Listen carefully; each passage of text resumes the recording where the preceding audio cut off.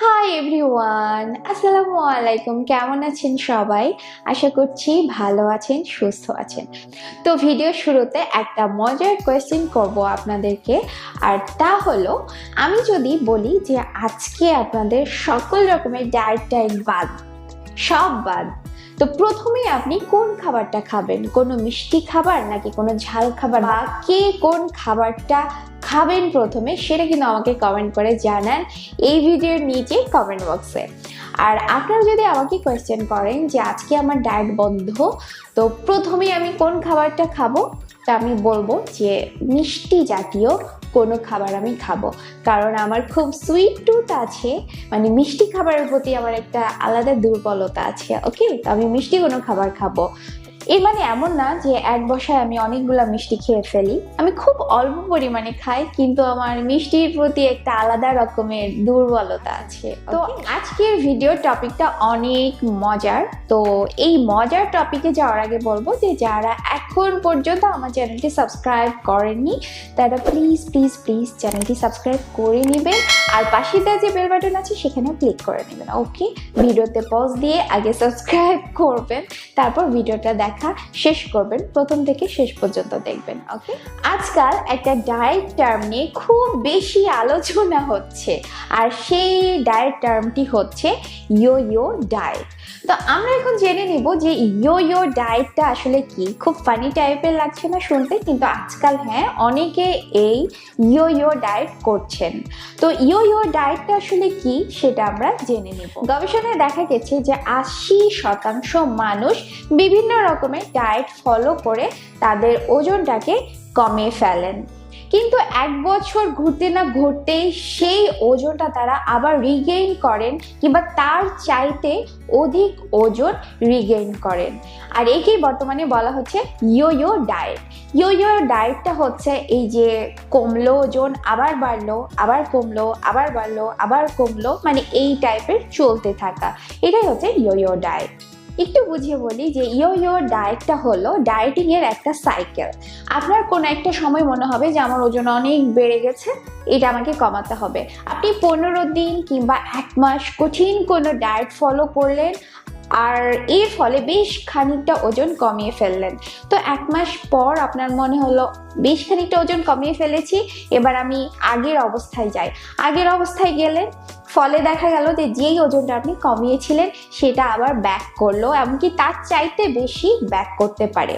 আবার আপনার মনে হলো যে না, ব্যাক হয়ে গেছে ওজনটা, আবার কমিয়ে ফেলি।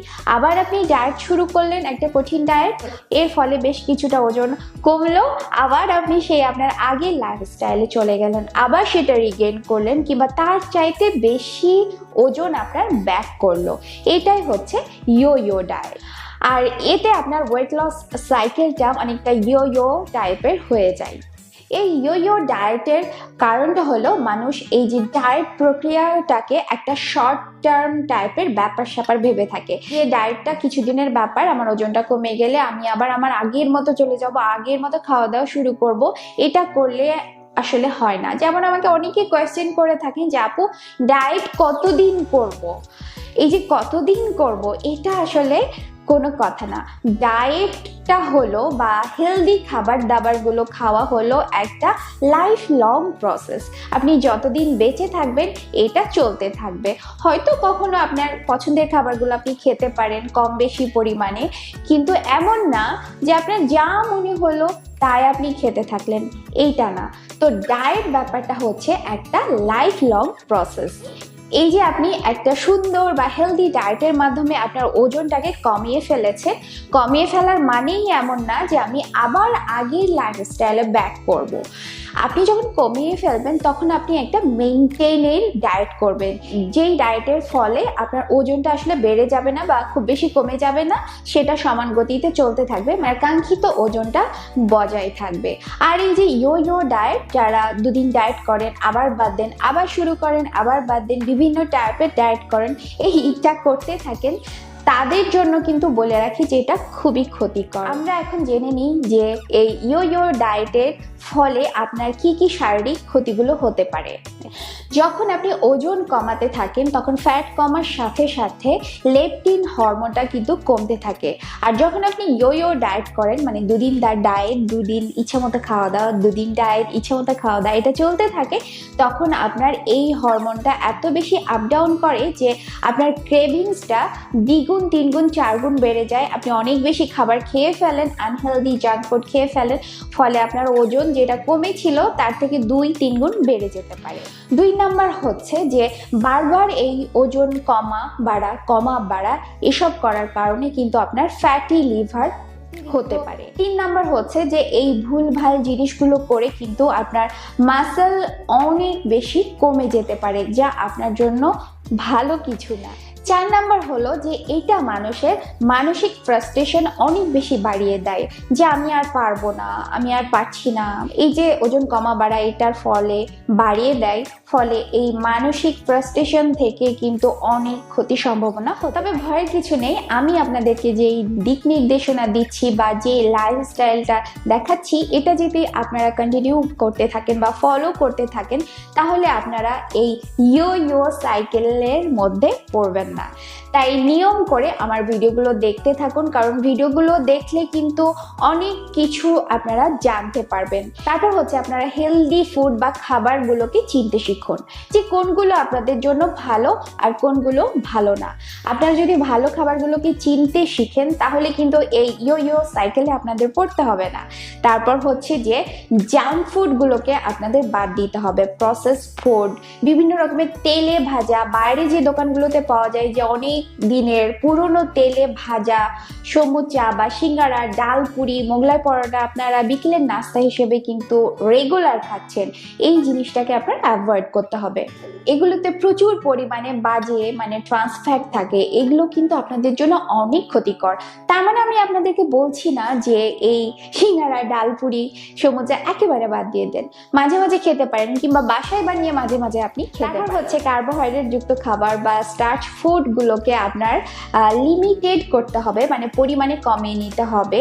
কার্বোহাইড্রেটের ক্ষেত্রে আপনাকে কমপ্লেক্স কার্বগুলোকে চিনতে হবে এবং সেগুলোকে খাবারে অ্যাড করতে হবে। যেমন হচ্ছে লাল চালের ভাত খেতে পারেন, বা লাল আটার রুটি খেতে পারেন, তারপরে লাল চিরা খেতে পারেন, ওটস খেতে পারেন, এই টাইপের খাবারগুলোকে অ্যাড করতে। দৈনিক অবশ্যই রাতের বেলা 7 থেকে 8 ঘন্টা ঘুমাবেন। এই ঘুমটা কিন্তু আপনার হেলদি লাইফস্টাইল মেনটেন করতে বা আপনার ওজন কমাতে বা ওজনটাকে ধরে রাখতে অনেক বেশি হেল্প করবে। তারপর হচ্ছে নিজেকে হাইড্রেটেড রাখুন, প্রচুর পরিমাণে পানি গ্রহণ করুন, দিনে 2.5 থেকে 3 লিটার পানি খাবার অবশ্যই চেষ্টা করবেন। তারপর আরেকটা ব্যাপার হলো, আজকাল মানুষ অনেক বিজি হয়ে গেছে, সারাক্ষণ ফোনের দিকে তাকিয়ে থাকে। আমি নিজেই দেখি যে কোন একটা আড্ডায় গেছি বা একই রুমে অনেক সবাই আড্ডা দিচ্ছি, সবাই নিজের ফোন নিয়ে বিজি থাকে। তো এই ফোনের টাইমটা বা স্ক্রিন টাইমটাকে কমিয়ে ফেলুন, ফ্যামিলির সাথে কথা বলুন, খুব প্রয়োজন না হলে আসলে ফোনের দিকে তাকিয়ে থাকা, এই ব্যাপারটা কমিয়ে ফেলুন। আর এই যে হেলদি লাইফস্টাইলটাকে ভালোবাসতে শিখুন। এটাকে যখন আপনি ভেতর থেকে ভালোবাসবেন, তখন আর এই যে জোর কড়াকড়ি ব্যাপারটা থাকবে না, যে জোর করে 15 দিন করলাম তারপর করলাম না, এই জিনিসটা থাকবে না। আপনি এটাকে ভালোবাসতে শিখুন, এটা কিন্তু আপনাকে উপকারী দিবে, আপনার কোনো ক্ষতি করবে না। এই যে আপনার কষ্ট করে ইনকাম করার টাকাগুলোকে আপনি ভালো খাবার দাবার কেনাকাটায় ইনভেস্ট করুন। এতদিনের অভ্যাস আনহেলদি খাবার খাওয়া, এটা একদিনেই যাবে না, এগুলোকে আস্তে আস্তে কমাতে হবে। আমাকে একজন কমেন্ট করেছে, আপু এই বৃষ্টির দিনে প্রচুর তেলে ভাজা খেতে ইচ্ছে করছে।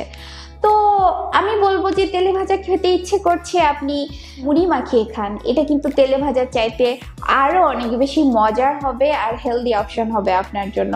তো আশা করি আজকের এই ভিডিওটা ভালো লেগেছে আপনাদের। আর ভিডিওতে অবশ্যই লাইক দিবেন, আমার কাছ থেকে আর কি টাইপের ভিডিও চান সেগুলো কিন্তু কমেন্ট করে জানাবেন। তাহলে আজকের এই ভিডিওটা এখানেই শেষ করছি। ভালো থাকবেন, সুস্থ থাকবেন, আর কারা এই ইয়ো ডায়েট করেন সেটাও আমাকে কমেন্ট করে জানাবেন। ওকে, বাই।